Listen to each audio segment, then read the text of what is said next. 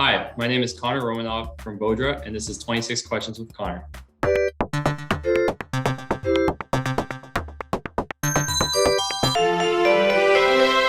Hi, Connor. Thank you for taking time to join us today for our interview. It's my pleasure. Thanks for having me here. Really excited to speak about the project. All right, let's dive straight in. Your project is fantastic and it has good ideas. Each project has interesting stories before it is created. So can you tell us about a story, problems, difficulties, etc. that gave you the motivation to build and develop Vodra token? Yeah, so the story behind the token really began during the pandemic while we were all in lockdown. So everyone was stuck at home, and the only way for them to interact with the outside world was through online entertainment or the social media platforms. So there was a real boost in usership of those platforms. And we were still noticing that content creators weren't really able to get fair compensation. They were still complaining about being graylisted or excluded from monetization opportunities. So I reached out to my co-founder, Zachary, who was involved in a blockchain hackathon at the time, where he won Best Use of Smart Contract. And I asked him, would it be possible to endeavor on fixing this issue using blockchain technology? And the platform really developed from there as we spoke to more content creators and heard what they wanted to have in a compensation platform. How many team members do you have? Do they have enough experience in the blockchain field? Do they have any experience working in crypto and non-crypto projects? So currently we have 16 team members, including Zachary and myself. Half of those are on the development and technical side, while the other half are on marketing and design and other internal business operations. We have a very wide range of experience, both in the blockchain space and the general tech space through our team members, but we also have a lot of great advisors who cover all the different aspects necessary for launching a token. It's no secret that raising capital through a token offering versus traditional methods has its pros and cons of each. And this is our first time endeavoring on that, but we've had really great support and backing for it. So we definitely have the experience necessary, and we found that the traditional tech background of our team has made a really great user product, while our advisors in the crypto space have helped us with those things as well. Can you give us a small idea about 1 to 3 killer features of this project that makes it ahead of its competitors? What is the competitive advantage your project has that you feel most confident about?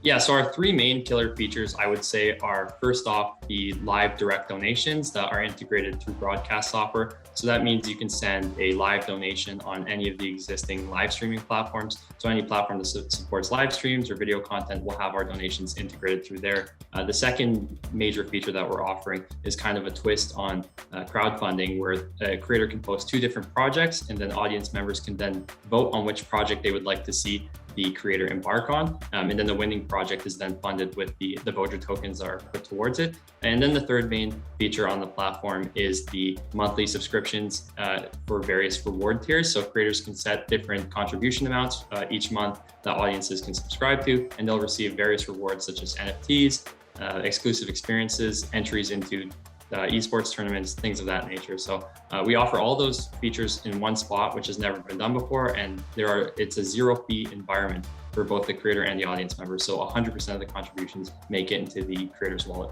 As a nascent market, as it is only established for more than 1 year, what remarkable achievements has Vodra achieved?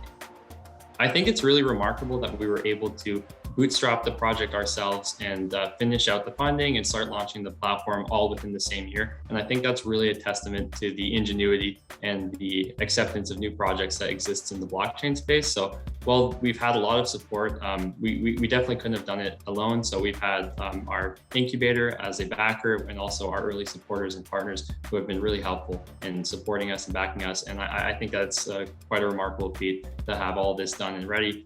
We're approaching December, which is the 1-year mark, and we'll have the platform launched and token out by then, which we're very proud of. What are the main reasons that make VDR specifically focused on Ethereum and Polygon networks? Did you consider other chains? Yeah, so we took a lot of thought in considering which chains to launch the token on. The thing that really drew us to Ethereum network was that it's very ubiquitous, it's everywhere. It has a lot of trust and security, which we think is important for any token. And then also it's very widely accessible. So that's the thing. We're drawing from a very wide market, and a lot of them aren't very crypto savvy. So we think that using a household name is something that's very attractive. And then the reason we chose the layer 2 solution with Polygon is because we find that most donations tend to fall in the $3 to $5 range, which is a relatively small amount for a cryptocurrency transaction. And we don't want users to be burdened with fees. So Polygon was a really attractive option, and their team's been extremely helpful in helping us implement the token on the platform. In the midst of so many different universes of crypto actives, what would be the stake in this project that would make us focus on it? I think when choosing which crypto projects to focus on out of the tens of thousands that currently exist is finding projects that really fit real world issues and try to address those. So while there's lots of different coins and tokens out there, I find that we're addressing a very prescient issue online. Creator compensation is something that you hear about very often online, and we're taking a very direct approach to remedy that. So I think that warrants some attention to the project, and we're very excited when we hear back from our various pre-launch creators when they say, "Oh, I'm so glad you're fixing this," or they express their things that they would like to see change in the space, and we can actually implement those in real time on the platform, and that's pretty exciting and noteworthy.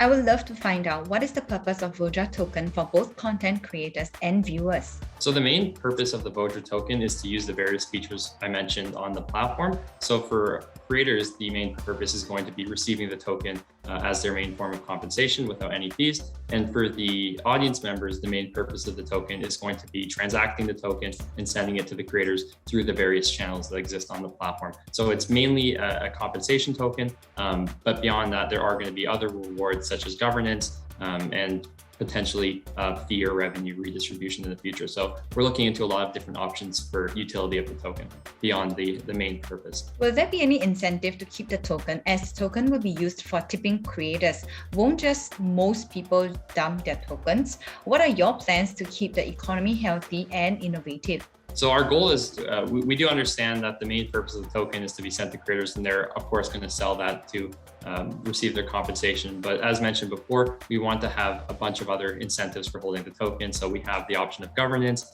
of revenue distribution, and we think that's exciting because it really gives the users of the platform a stake and a say in the platform, and they can kind of direct how their compensation platform is going to benefit them in the future.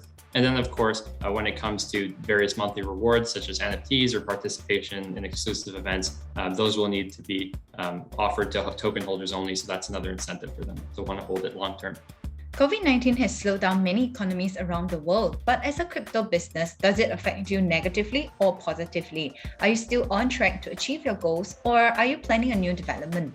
As unfortunate as the COVID-19 problem is, I think that it wasn't very much a negative for the project. If anything, it really highlighted the need for improved creator compensation. So when we were all stuck in lockdown and the only way of interacting with the outside world was through social media platforms or online entertainment, it became pretty glaring that the social media juggernauts had a lot of unwarranted control over the space. So I don't think people want to be put in those situations again, particularly creators or perhaps audience members who have lost their favorite creator to algorithmic discrimination or being straight up removed from certain platforms. So we think that that's something that's highlighted the problem, and we're hoping that in the future we can start to remedy that. Is Vodra suitable for crypto beginners, or does it only appeal to professional users? And what is Vodra's plan for the future?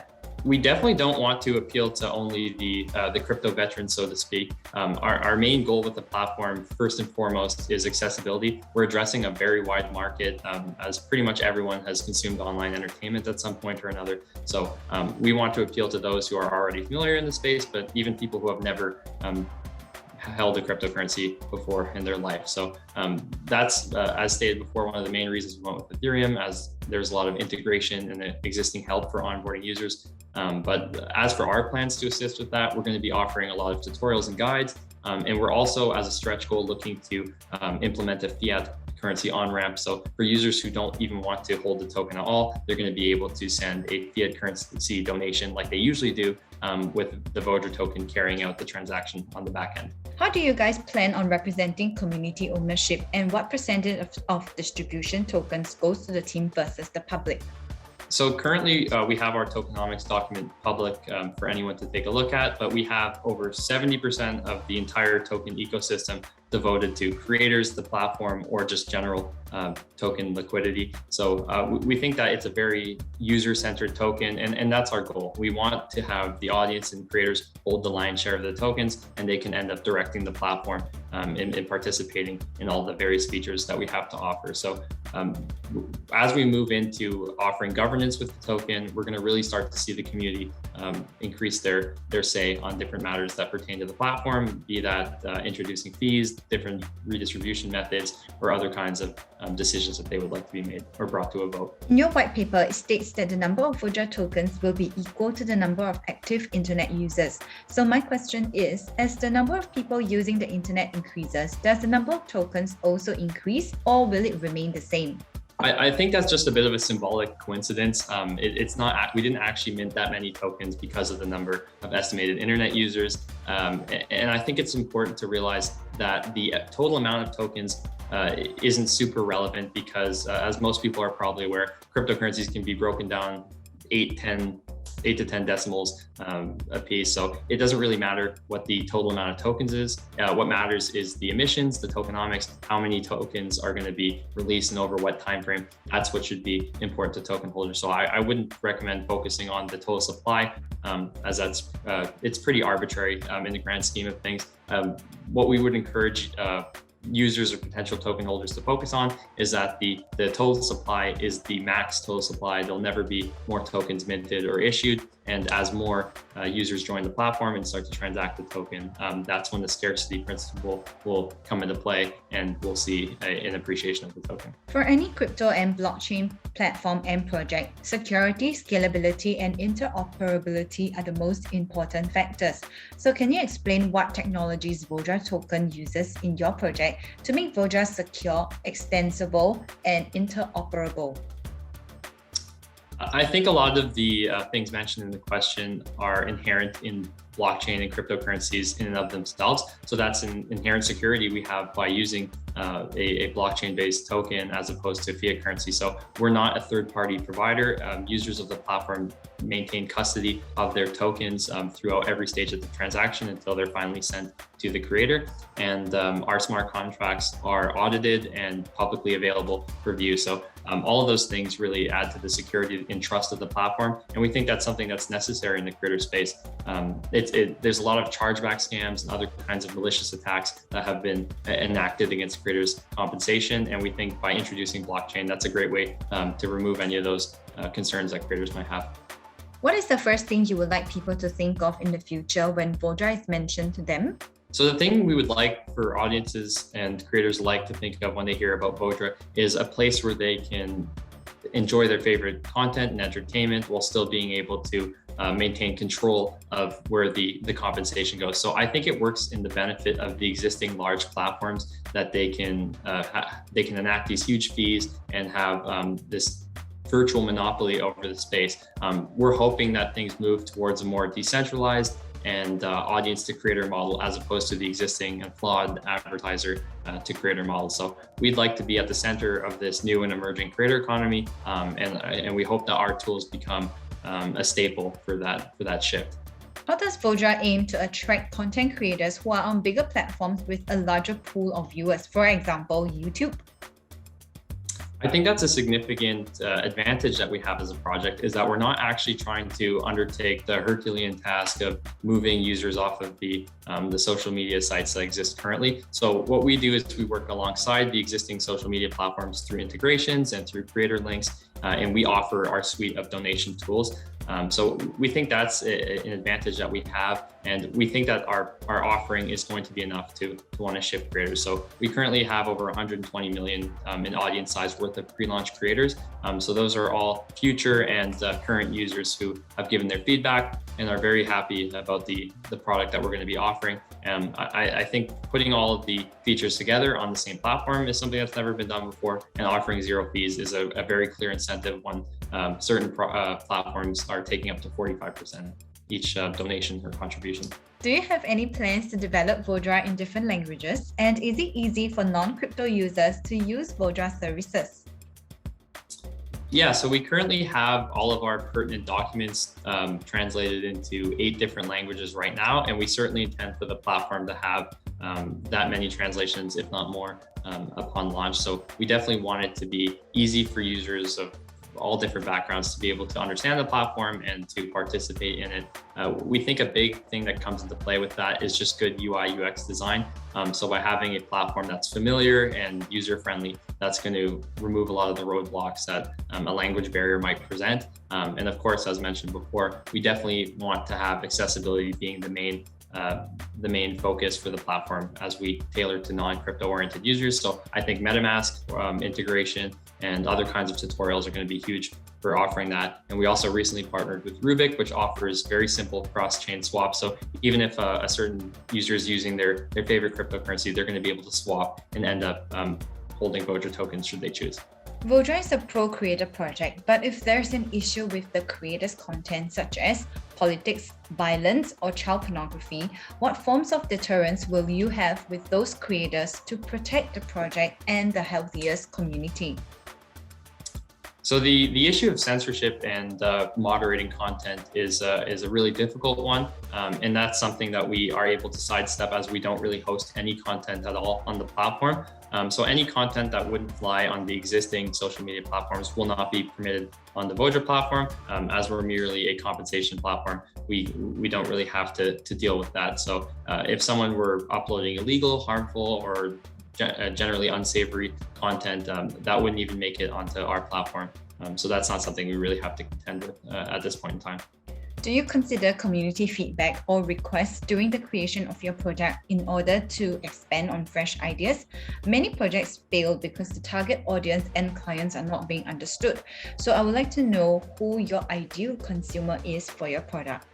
With the Vodra platform, we really put the creator first. So what we're looking at is what issues are pressing against the creators right now, and how can we work to solve that and make their lives easier and to give them agency when it comes to their compensation. So we're working with a great deal of content creators as pre-launch creators. So those are influencers, esports competitors, athletes, musicians, all kinds of creators who are going to be on the platform first when we go into the private launch, and they're going to be able to give their feedback and offer different views that they have of the platform, what they'd like to see added, what they'd like to see removed. So we're definitely working with the creators hand in hand, and the project is really going to reflect their view of what they'd like to see. Does Vodra have guide videos or step-by-step instructions on how users can fully navigate and utilize your products, services, and platform? If yes, can you share the instructions with us? So currently, as the platform has not launched yet, we don't have any of those guides prepared or public at this point in time, but we'll definitely be providing both video guides, articles, and other kinds of influencer content that's going to help onboard new users to the platform. We're also looking at having a little review session with different content creators. So the pre-launch creators are going to be able to share their profiles, explain to the audience how they would like to be donated to, and we can see how they're going to make creative use of the different features, and also how audiences are going to be able to slot in and participate. All right, last question. What is the Vodra roadmap in the near future, and what Vodra will focus on developing this year? So right now on the website, we have a full product roadmap that we're looking at, things that we've accomplished this year, and then going into the next few quarters of next year. Right now, our main focus is the token launch, and then of course, following the platform launch, we're going to be building out the platform features. So we have the live tips and donations that integrate through broadcasting software. That's going to be our first feature, and that's going to take place in the first quarter of next year. And then added on shortly after, we're going to be adding the crowdfunding and project voting features, accompanied by the monthly subscriptions and rewards as well. So for the first 2 quarters of next year, those features are in the pipeline. We're also going to be looking at expanding our partnerships with various esports organizations, NFT providers, and various partners who can help build out the Vodra ecosystem. Thank you so much, Connor, for answering the 20 burning questions from the community. Now it is your turn to ask our fans 6 questions. Do you have them ready? I do. Okay, so the first question is, what metric are creators rewarded for on the Vodra platform? The second question is, what are some of the issues currently hindering creator compensation right now? The third question is, what is the main difference between Vodra and other compensation platforms? The fourth is, which blockchain, or blockchains plural, is the Vodra token on? The fifth question is, what is the utility of the Vodra token? And the sixth and final question is which types of creators are able to use the Vodra platform? Thank you. That was an awesome session. Very informative indeed. Thank you to the community and Connor for the questions. We hope you guys like the interview session with Connor. For fans whose questions are selected, please claim your rewards as per instructions in the description box below. And for those who want to participate and win VDR tokens, simply answer the 6 questions that Connor had asked. Comment your answers in the comment section below and we will pick 6 lucky winners. Thank you so much for coming on to our show, Connor. Till the next time, don't forget to like, share, and subscribe to our channel. Bye! Bye!